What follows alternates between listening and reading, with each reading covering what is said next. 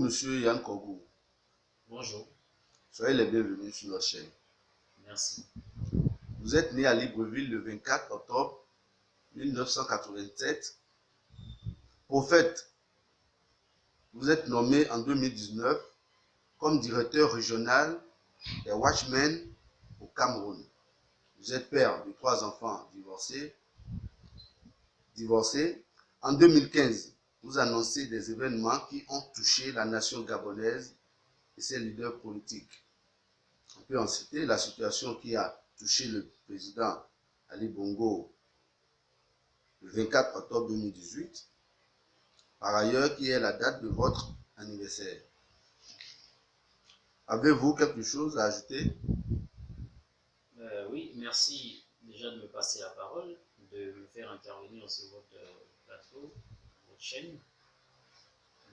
Alors, je suis le prophète Yann Kogou, exerçant précisément dans le domaine de la vision et de la guérison. Et je suis gabonais, je suis né au Gabon à Libreville, j'ai fait mes études à Libreville et ensuite je suis allé au Cameroun. Voilà. Et je suis père justement de 3 enfants. J'ai commencé mon ministère après mes études.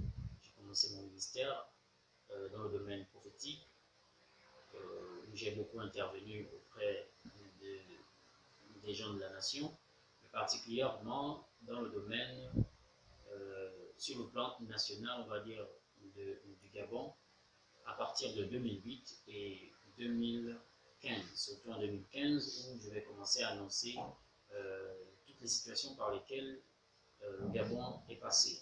Et notamment, comme vous venez de le dire, l'une des situations concernait les autorités que je vais vous citer. Vous avez déjà pris un exemple concernant notre président Ali Bongo Ondimba, qui est tombé à Riyad le 24 octobre 2018. En dehors de ça, beaucoup d'événements, fermeture des sociétés, à un moment, il y a eu des grèves, des institutions qui ont été brûlées, et tout cela. Donc, en 2015, j'ai mis en place un mouvement qui a beaucoup bousculé la nation, jusqu'à ce que je me suis retrouvé en exil hors du pays, et je viens de rentrer dans un but bien précis pour défendre la nation gabonaise. Voilà. On a toujours dit qu'un chrétien ne devrait pas faire de la politique. Vous, prophète, et aujourd'hui homme politique, nous aimerions comprendre. Ok, mais déjà il faut rentrer dans l'histoire pour pouvoir comprendre cela. Dans l'histoire, il a été démontré que ce sont les rois, c'est-à-dire c'était un système monarchique qui était là, qui gouvernait le monde, qui gouvernait les nations. Et particulièrement, nous pouvons, si nous rentrons dans le domaine de la religion maintenant, il s'agirait ici de spécifier que des rois qui étaient sous la gouvernance de Dieu, qui étaient sous l'autorité de Dieu, eux étaient ces personnes qui dirigeaient justement les nations. À partir de ce moment, vu que la politique signifie, ou une des définitions de la politique, c'est le fait de gérer la cité. Alors, comment peut-on être roi sous les ordres de Dieu et ne pas faire la politique, puisque nous devons gérer la cité? Donc, c'est sous la base de la politique que ces rois au service de Dieu géraient la cité. Alors, dans l'histoire, il y a eu donc une séparation, parce qu'il y a eu le fait de la colonisation des gens qui venaient prendre des territoires, qui venaient coloniser les peuples. Il y a, pour mieux faire leur besogne, il fallait qu'ils puissent séparer le pouvoir de la religion, qui était sous le plan de la monarchie, gouverné sous la conduite de Dieu, le créateur de toutes choses. Il fallait donc mettre une séparation afin de mieux faire les choses selon eux. Alors ils ont créé la République. Donc la République qui s'en est ensuite, qui s'est suivie de la démocratie, parce qu'on quitte du système monarchique à un système républicain démocrate. De ce fait, il fallait mettre donc les chrétiens ou encore la religion hors jeu. Il fallait dissocier l'action religieuse de l'action politique. Et vous voyez, c'est pourquoi aujourd'hui nous sommes en train de subir tout ce qui est mauvais au niveau de la politique. Pourquoi? Parce que ce n'est plus gouverné par Dieu, c'est gouverné par un ensemble d'individus qui, eux, ont choisi de suivre l'ennemi, qui ont choisi de suivre une mauvaise voie, qui ont choisi de suivre, et nous le savons, la Bible nous parle du diable. De ce fait, il faut que Dieu vienne restaurer les choses de telle sorte à ce que ce soit sous son mandat, sous son autorité, que la politique maintenant puisse être faite. Ça veut dire que maintenant, comme c'était fait auparavant, ici il s'agit simplement de restaurer les choses, comme c'était fait auparavant, il s'agira maintenant de mettre la politique sous la domination de Dieu, de telle sorte à ce que nous n'ayons plus des réformes comme dans ce que nous avons entendu dernièrement, la dépénalisation de l'homosexualité, ou encore que nous n'ayons plus de pratiques qui dominent sous les gouvernants qui n'ont pas choisi de suivre Dieu. Donc, de ce fait, il n'y a rien de mauvais depuis longtemps que le religieux ou encore le chrétien puisse faire la politique. Nous avons été mal instruits, nous avons été trompés, simplement. Le 16 avril 2022, sur les réseaux sociaux, on a vu une de vos vidéos dans laquelle vous fustigez le comportement des autorités gabonaises au sujet des placements et de la dépravation des mœurs.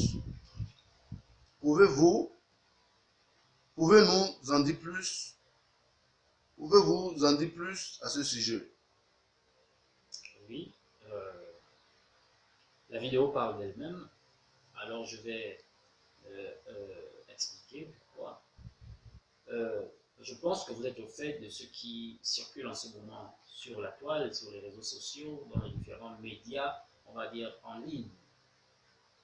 Un bon nombre de témoignages, ce nombre de témoignages est sorti par des individus, donc des personnes, des citoyens gabonais qui ont été lésés par nos autorités. Ces autorités ont pris ces Gabonais dans le domaine, sur le plan surtout sexuel et sectaire. Et cela favorise la dépravation au Gabon. Et ce sont nos autorités qui sont les garants de la dépravation au Gabon. Il vous souviendra que des vidéos passaient un moment sur la toile, ces vidéos démontraient nos jeunes filles, les jeunes garçons qui faisaient des danses, on va dire, permettez-moi le terme, un peu obscène, qui n'allaient pas dans les valeurs que nous avons en tant que Bantous. Ces vidéos, elles montraient les parties de leur corps et tout cela. Nous avons vu les autorités se lever afin de frapper la main sur ce genre de pratique. Était-ce simplement de la politique ou c'était dans le but véritablement de refuser la dépravation au Gabon menée par nos jeunes? Moi, je pense que c'était simplement une action politique. Parce qu'aujourd'hui, nous avons des témoignages qui démontrent que nos autorités sont à la tête de toute forme de dépravation, tant spirituelle, c'est-à-dire sectaire, que sexuelle et bien d'autres choses. Parce que nous pouvons citer par exemple le fait qu'un jeune garçon prenne du chanvre. Cela n'est pas validé, mais le fait que ce jeune garçon prenne le chanvre et se mette à fumer, on va voir une descente des autorités sur le terrain afin de prendre ce garçon ou ces garçons et de les enfermer. Mais qui produit ce chanvre? Il a été prouvé plusieurs fois, ou encore, c'est passé même aux médias, que nos autorités avaient été citées dans le fait de cultiver cette substance, du moins ce chanvre. Mais jamais une autorité a été enfermée. Jamais une autorité a été lésée. Plutôt, ce sont les citoyens lambda qui sont les victimes de ce système-là posé par nos autorités. Et moi, je dis non, je fustige cela. Pourquoi le faire subir aux citoyens lambda? Celui-là qui vient voter pour que le président soit où il est aujourd'hui, mais c'est ce même peuple qui est tué par ce gouvernement, par ces personnes élues, par ces personnes choisies, D'accord? Encore qu'il y a un problème au niveau de la légitimité en ce moment. Mais notamment, il n'en demeure pas moins que ce sont ces autorités-là qui sont en place. Pourquoi tuer les Gabonais? Pourquoi les faire souffrir? Pourquoi vous donner une image d'agneau alors que, en fait, vous êtes des loups? C'est vous qui êtes les premiers, les garants de la dépravation. Vous êtes les premiers à tuer les Gabonais au niveau des crimes rituels. Nous savons que c'est vous. Nous savons que c'est vous qui mettez en place un système dans le but de détruire le Gabonais. C'est quoi le but en fait? Vous ne permettez pas aux Gabonais d'évoluer. Il est bloqué de partout. Et de plus, vous ne vous suffisez pas à manifester votre système pleinement sur le plan physique, mais aussi sur un plan sectaire. Il a été démontré dans les témoignages, ou encore les témoignages disent que des pratiques se font. Des pratiques se font, d'accord, dans cette dépravation. Pourquoi tout cela? Je ne peux pas être d'accord en tant qu'autorité spirituelle, je ne peux pas être d'accord en tant que citoyen gabonais, je ne peux pas être d'accord en tant que personne bantou.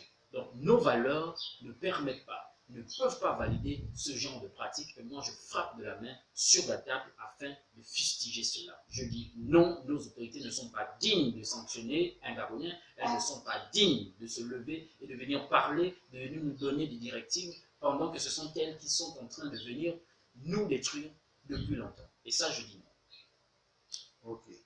Au regard de tout ce que vous êtes en train de dire, ne craignez-vous pas des représailles de la part de ces autorités? Mais non, je ne les crains pas. Je ne les crains pas. Et je pense que votre question a un sens caché, du moins. Ici, ça démontre que, en vérité, lorsqu'un Gabonais se lève pour parler, ben, il est directement lésé. On voit les descentes, on prend pour aller lui fermer la bouche, on prend pour aller parler. Je veux prendre un exemple clair sur Neftali Nali qui a été dernièrement arrêté parce qu'il est simplement allé filmer l'insalubrité qu'il y avait dans certains bâtiments. Mais nous savons ce qui s'est passé. Alors, pourquoi est-ce que j'aurais peur? Il est temps que le Gabonais puisse parler. Il est temps que le Gabonais puisse dire non, c'est trop, c'est trop. Il y en a marre. Nous ne pouvons pas être toujours en train de subir ce qu'une nomenclature a décidé de pouvoir faire vivre aux Gabonais. Nous disons non à ce système. Nous disons non au système Bongo. Nous disons non au système de sacrifice. Nous disons non au système de pédophilie. Nous disons non au système d'homosexualité. Nous disons non à tout ce que ces autorités puissent nous faire dans le but de détruire le Gabonais. Alors, non, j'ai pas peur. Croyez-vous que le changement est possible? Oui, je le crois. Je le crois fortement que le changement est possible. Je crois qu'ensemble, nous pouvons reconstruire le Gabon. Je crois qu'ensemble, nous pouvons mettre hors d'état de nuire ce système. Je crois qu'ensemble, nous sommes capables de pouvoir apporter le changement. Vous savez, notre père dans cette nation, Omar Bongo, pourrait dire avant de partir que Dieu ne nous a pas donné le droit de faire du Gabon ce que nous sommes en train de faire. Il est simplement dommage que ces personnes qui l'ont côtoyé n'ont pas pu cerner ce message, peser ce message, parce que cet homme avait compris. Au niveau des pratiques, tout ce qu'ils étaient en train de faire, il était temps d'arrêter. Mais je suis assez surpris de voir ces personnes qui l'ont côtoyé, très proches de lui, venir poursuivre, parce que ça atteint un niveau trop élevé. Alors il est temps que le changement se fasse. Il est temps que nous puissions reconstruire le Gabon. Et moi, je crois que cela est possible, et avec moi aussi, cela est possible. Quel conseil à l'égard de la jeunesse gabonaise?